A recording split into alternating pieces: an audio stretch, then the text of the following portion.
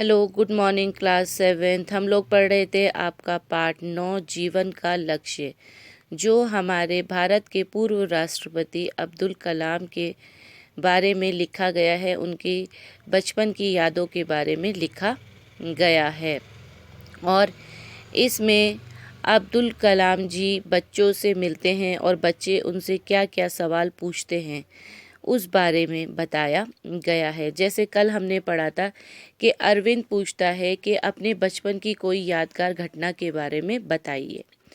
तो कलाम जी उसे बताते हैं कि हमारे शिक्षक अय्यर जी थे, जिन्होंने हमें पक्षी कैसे उड़ते हैं उसका जीता जागता उदाहरण रामेश्वर के समुद्र तट पर दिया था। वो एक ऐसी घटना थी जो एपीजे अब्दुल कलाम के मन मस्तिष्क में हमेशा के लिए बैठ गई और जिस वजह से उन्हें आगे चलकर विज्ञान पढ़ने की प्रेरणा मिली। अब देखिए दूसरा बच्चा उनसे क्या पूछता है। दूसरा बच्चा पूछता है, यदि हम आपकी तरह बनने चाहें तो हमें क्या करना चाहिए। अगर हमें आपकी तरह बनना है तो हमें क्या करना होगा। तो कलाम जी जवाब देते हैं, जब तुम युवा अवस्था में कदम रखो तभी तुम्हें जीवन में एक लक्ष्य निर्धारित कर लेना होगा। जैसे ही तुम थोड़े समझदार होने लगो, तुम्हें वैसे ही ये डिसाइड करना होगा कि तुम्हें ज़िंदगी में क्या करना है। हमेशा कुछ बड़ा सोचो। जैसे ही ये अनुभूति हो कि तुम आखिर बनना क्या चाहते हो, तभी उस दिशा में प्रयास और श्रम प्रारंभ कर दो। जैसे ही तुम्हें पक्का हो जाए कि तुम्हें आखिर बनना क्या है, किस लाइन में तुम्हें जाना है, तुम्हें टीचर बनना है, इंजीनियर बनना है, पायलट बनना है, जो भी तुम्हें बनना है, डॉक्टर बनना है, तो उसी दिशा की तरफ अपना मेहनत करना शुरू कर देनी चाहिए। कहने का अर्थ है कि जी तोड़ मेहनत करो, ज़्यादा से ज़्यादा जो तुम्हें बनना है उस दिशा की तरफ ज़्यादा से ज़्यादा प्रयास करो। ज्यों ज्यों तुम आगे की ओर बढ़ोगे, तुम्हारा सामना बाधाओं और कठिनाइयों से होगा। जैसे जैसे तुम अपने लक्ष्य की तरफ बढ़ोगे, अपने जो तुमने बनना सोचा है उसकी तरफ आगे बढ़ते जाओगे, तुम्हारे रास्ते में बहुत सारी रुकावटें आएंगी, मुश्किलें आएंगी। तुम्हें अपने अंदर दृढ़ साहस पैदा करना होगा। तुम्हें अपने अंदर एक मजबूत इरादा पैदा करना होगा। समस्याओं को पराजित करने में महारत हासिल करनी होगी, तभी जीवन में सफल हो पाओगे।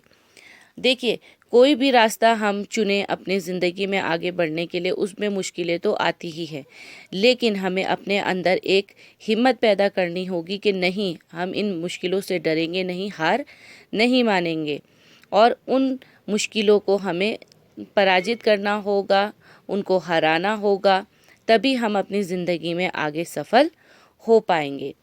अब तीसरा बच्चा है चिराग। चिराग कहता है, वे कौन सी बड़ी चुनौती है जिसका सामना हमें आज करना पड़ रहा है। अब चिराग का सवाल था कि आज के टाइम में कौन सी ऐसी परेशानी है जिसका सामना हम कर रहे हैं। तो उत्तर में कलाम जी बोलते हैं, भारत को सन 2020 तक एक विकसित राष्ट्र के रूप में परिवर्तित करना और इस देश के प्रत्येक नागरिक के चेहरे पर मुस्कान देखना, यही राष्ट्र के समक्ष वर्तमान में सबसे बड़ी चुनौती है। कलाम जी जवाब देते हैं, 2020 तक हमारे आगे ये लक्ष्य है कि हम अपने देश को पूरी तरीके से विकसित कर दें। मतलब हमें किसी दूसरे के ऊपर डिपेंड ना रहना पड़े। हमारा हर देश का हर व्यक्ति अपने पैरों पे खड़ा हो, उसके पास रोज़गार हो और उसके चेहरे पे मुस्कान हो, उसे कठिनाइयों का सामना ना करना पड़े। हमारे सामने आने वाले टाइम पर यही सब में बड़ी चुनौती है। अब चौथा बच्चा है हर्ष। हर्ष कहता है, आपकी दृष्टि में साहस की परिभाषा क्या है। मतलब आप साहस की परिभाषा क्या देते हैं, उसका आपकी ज़िंदगी में क्या महत्व है।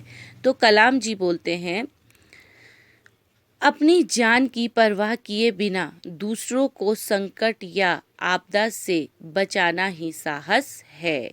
कलाम जी बोलते हैं, मेरी ज़िंदगी में साहस का मतलब ये है कि हम अपनी जान की परवाह ना करें और दूसरों के ऊपर जो कोई संकट आया है, कोई आपदा आई है, परेशानी आई है, बहुत बड़ी मुसीबत आई है, उसमें अपनी जान की परवाह किए बिना हमें दूसरों की मदद करनी चाहिए। तो आज हम यहीं तक रखेंगे बच्चों। कल हम लोग आज हमारा यहाँ तक हो गया। कल हम लोग सत्यम से पढ़ेंगे। तब तक आप लोग इसको अच्छे से पढ़ेंगे जितना मैंने पढ़ाया है। तब तक घर पे रहिए, सेफ रहिए। तब तक के लिए खुदा हाफिज़।